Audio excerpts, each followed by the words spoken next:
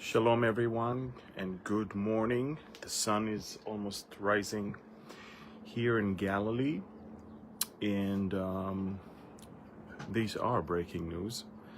For those of you who are not yet informed, Israel a few hours ago began a ground invasion into southern Lebanon. This is part of Operation Northern Arrows. This is part of our attempt to remove the danger from the border in the north and get back home. So I'll wait for you guys to connect, and I'll give you an update on recent events, because we're in a state of war right now with Hezbollah, with the Lebanese arena right now, and I may not be able to make it to connect for a proper Mideast update, but I do want to inform you, update you. If you're not following me yet on Telegram, then you may not know that huge escalation in the north. As you know, Israel is no longer refraining from operating in Lebanon. I guess 2 weeks ago it began. Today, 2 weeks ago today, the pagers started beeping, and then the day after, the radios started beeping or started exploding, and a couple days later, the most significant elimination of the Hezbollah group of commanders in the Dahia quarter of Beirut, southern Beirut. And of course, the creme de la creme, after a significant air campaign throughout southern Lebanon and even the north, came then the elimination of the entire top command of Hezbollah, including Nasrallah, and that took place during Friday. And since then, Israel has been pounding its enemies everywhere, whether it's Damascus, whether it's other places in Syria, in Lebanon, of course, but even as of 2 days ago in Yemen, the Houthis. Now, we move to phase number 2. And phase number 2 is rolling our troops and tanks into southern Lebanon in eliminating the ability of Hezbollah to carry out an October 7th style invasion into Galilee. You need to understand that the October 7th was not the idea of Hamas. Originally, it was the idea of Hezbollah. Hezbollah has been working on and training on for an event like that, only it wasn't supposed to be the Gaza area, it was supposed to be Galilee. Hezbollah built up a huge force called Radwan Force, trained them very carefully to carry out that mission. They armed them to their teeth, they trained them well, and then besides the weapons, they dug hundreds of tunnels under the ground so they can surprise Israel in the north and take over Galilee. Hezbollah announced that. Hezbollah trained for that. Hezbollah was proud of that. And Hamas noticed that. And Hamas wanted to steal the thunder. And they did. October 7th came, and they stole the thunder from Hezbollah. And then Hezbollah was dragged into this war against its will, because Hezbollah was the one that wanted to take the glory and do all of this. And Hezbollah is left now with capabilities to carry out an October 7th, but Israel was already alert, on high alert, and ready. So they couldn't surprise us anymore. Since then, of course, we destroyed most of their commands and control capabilities. Their top commanders are all eliminated, but there are tens of thousands of Radwan forces and other Hezbollah terrorists all over Lebanon. And there are tens of thousands of weapons and rockets that are still stored in many different places. Anti-tank missiles and anti-aircraft. Now, last night, I mean, for you guys in America, it's evening already. But for us, it's already morning. It's October 1st right now. And last night for us, which means a few hours ago for you guys, we destroyed several buildings in Beirut that were storing anti-aircraft and anti-ship rockets. So we're destroying the capabilities of Hezbollah to hurt our forces as they are attacking Hezbollah targets. We are eliminating systematically every target that we know of. I want you to know that Israel was well prepared and well trained for this war with Lebanon. Why? Because that's the war we were aware of that we need to fight. We neglected Gaza. We underestimated Hamas. We didn't think that they're going to carry out anything significant. We invested billions of dollars in human intelligence on Lebanon. That's why we're so successful right now, because we are running targets bank that consists probably 20,000 different targets across Lebanon. So we know, and we've been following the same house that has been marked as a target for the last few years. We know everything about each target. And when we see there's a new target, then it's being added, and now we start following that one. And so everything that we destroy right now, these are approved and a target that we've been following for the last few years. Again, we are well equipped and ready for this type of war. That's the war we thought we were going to have to fight. Then came October 7th and surprised us in the south. By the way, even on the morning of October 7th, Israel was still convinced that the rockets that Hamas is shooting is just a diversion for a coming Hezbollah invasion. The very first special forces were actually airlifted to the north, thinking that the invasion is coming from the north. That's how much we were obsessed with the northern arena, and that's how much we neglected Hamas and human intelligence there.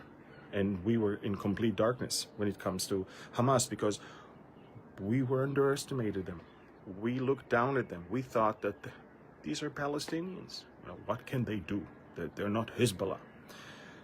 Well, Hamas is almost crushed completely.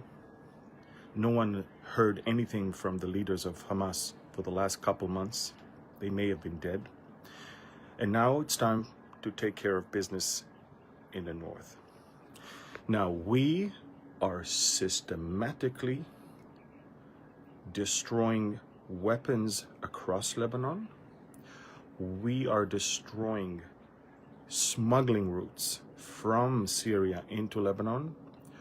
We are destroying manufacturing sites for weapons, drones, and rockets across Lebanon. And there's only one thing that you cannot destroy from the air.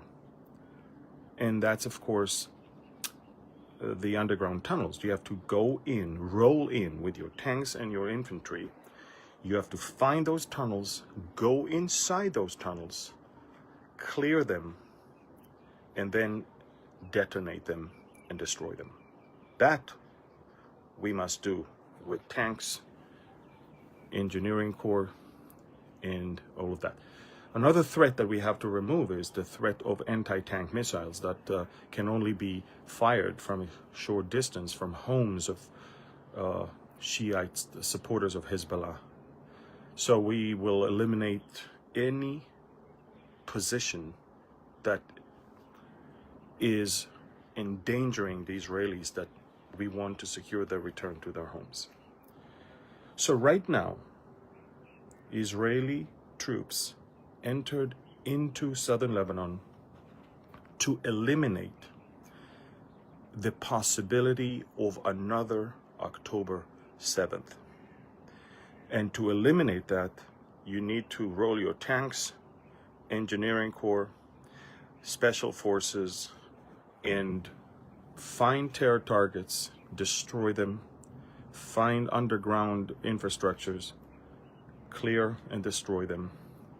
And again, I mean, yes, we are super successful. We have already taken from Hezbollah almost 50% of its capabilities, but the other 50% are tens of thousands of rockets and tens of thousands of terrorists. I mean, this is a monster. It's a monster that is threatening the entire Middle East and the entire world, if I may. And that monster cannot be destroyed within 2 days and cannot be destroyed only from the air. Unfortunately, the elements in the US administration leaked the information about the coming Israeli ground invasion probably 2-3 hours before the actual invasion began. I don't understand why they do that, because it's not going to change our plans. It's just going to put our lives in danger. But I can tell you that the calls of the US president for a ceasefire are ridiculous, because when was the last time he called for a ceasefire in the north throughout the last year? Everywhere Israel is initiating a response, then the world calls for a ceasefire. Our northern border has been exposed to thousands of rockets for the last year, and nobody called for a ceasefire. Why? Because Israel did not respond. Now that we finally respond, everybody calls for a ceasefire. Unbelievable. I want to tell you something. We're not the same. It's not the same people. It's not the same leadership. It's not the same mindset.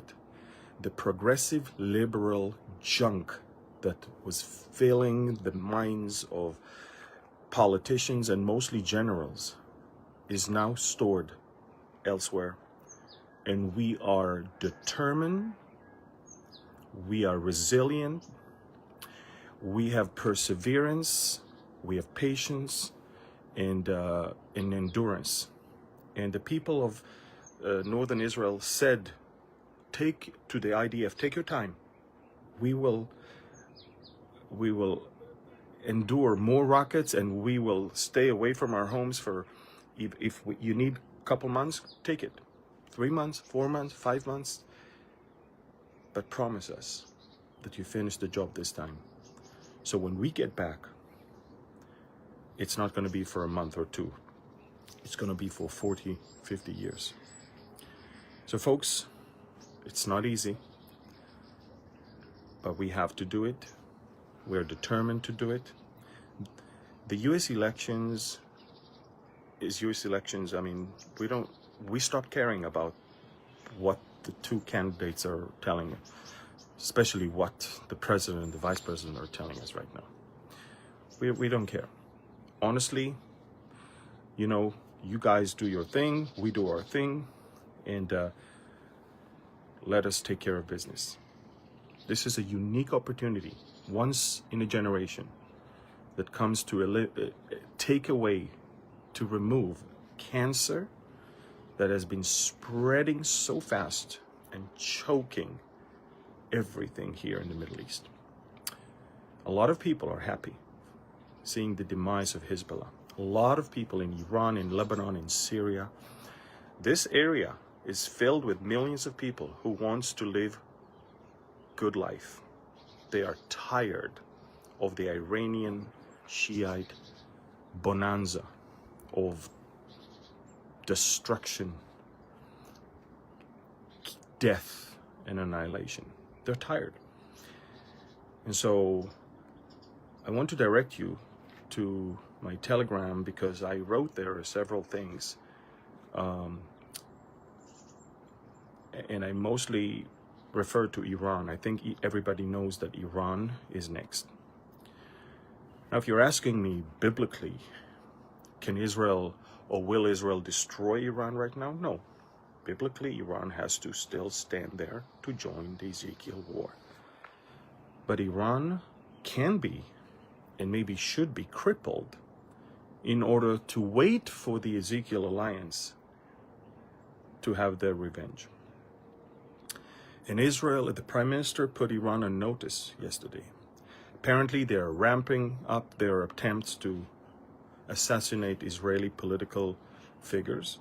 So the Israeli Secret Service just announced that yesterday, that there is a growing number of indications that Iran is trying to do that.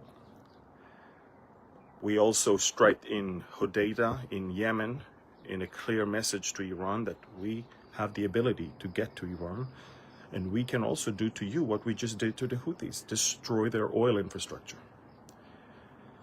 And we can do that. And I think that the plea of the Israeli Prime Minister yesterday to the Iranian people, and it's all on my Telegram channel, the video of Benjamin Netanyahu speaking in English to the Iranian people and telling them, we have no war with you. In fact, we love you and support you, and we know that you suffer under the Ayatollah's regime. We know that. But the threat that Israel sent to Iran is this: if you guys will attack, we will attack strategic locations in Iran. And there's only two types of strategic locations in Iran: their oil and gas industry and their nuclear facilities. This is it. That's all they care about. And that's strategic for us. So Iran was put on notice. This is the right time to do it. If you ask me, again, once in a generation, things can flip so fast, and you can be on the winning side, running fast, destroying them while they're still confused. These type of opportunities don't come that often. We have the legitimacy to attack because we've been attacked. We have the capability, we're well equipped, and we have the determination. These type of things, the entire nation is united. Some stupid politicians may not, but that's why they're politicians. But the people, oh, you should go to my Telegram channel and see the prayers at the Western Wall last night. Tens of thousands of people are gathering, praying for the soldiers, standing behind them. Everyone, it's time to remove this cancer. It's time. And again, biblically, and it's important that you understand. You know, I'm following social media of a lot of Jewish people that are trying to cover the events. Jewish people, some of them live in Israel, but most of them living in America. And you know what is the most common thing they write? They write, we live in biblical times. Biblical. Everyone understands this is biblical. Everyone understands this is far above and beyond us. This is something big. This is something remarkable. This is something only God could flip everything 2 weeks ago. And Israel is now crushing its enemies. And they're on the run. They've been exposed. You see, they were banking on our fear. For years, we've been injected with fear that the Hezbollah will cause us hundreds of thousands of casualties, that it's impossible to destroy Hamas, that Iran is getting bigger and bigger and bigger, and it's going to choke us. I mean, listen, this is the fear that also gripped the Israeli generals. And overnight, with one event, the pagers, everything flipped. And you won't believe me if I tell you, Israel did not intend to operate the pagers 2 weeks ago. And the reason why we had to switch it on, the reason why we had to do it is because Hezbollah suspected something is fishy with them. And we didn't want to lose that opportunity, because for years this operation was in the making. So in a timing that was not even ours to choose, it was divine. This pagers attack came, and the radios attack came, and the eliminations came, and the sheer destruction of Hezbollah's capabilities. And now for us to look, a year ago, just so I can illustrate the change in the mindset. A year ago, Israel was afraid to remove a tent that Hezbollah built next to our border. A tent. And now, every night, we are destroying buildings in the heart of Beirut. The fear barrier is gone. That which crippled us.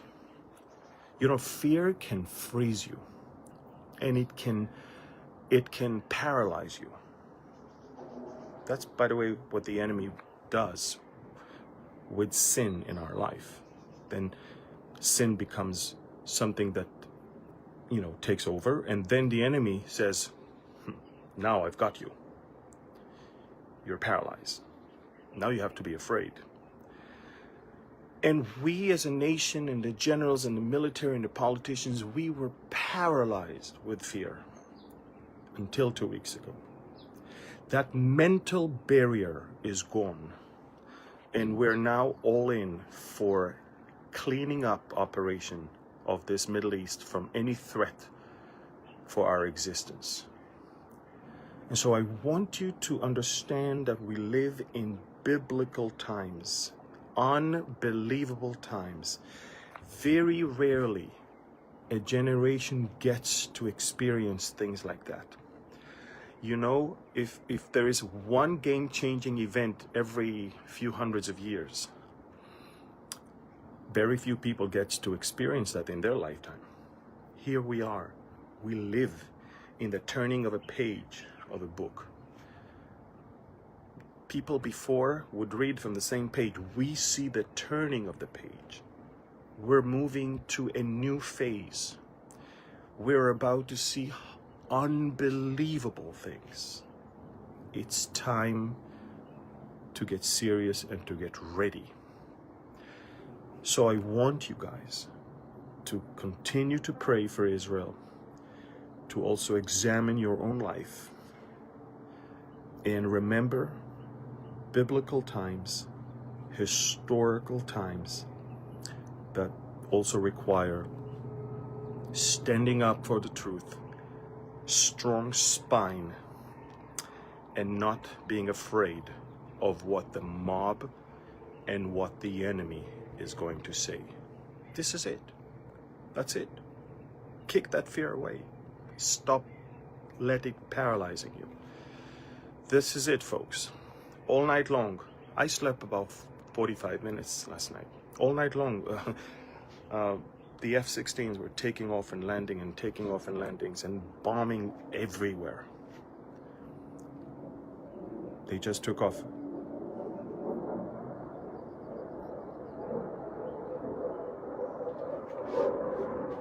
Hear them.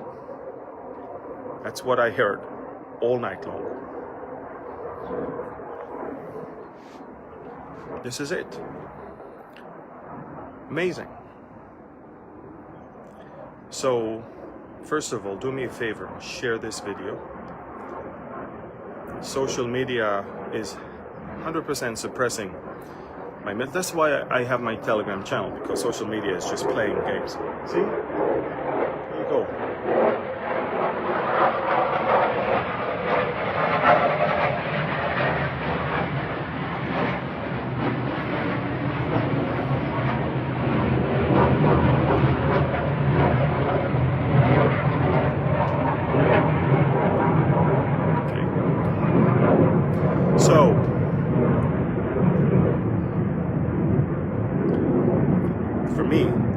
That's music to my ear. That's a good morning. So again, check my Telegram channel.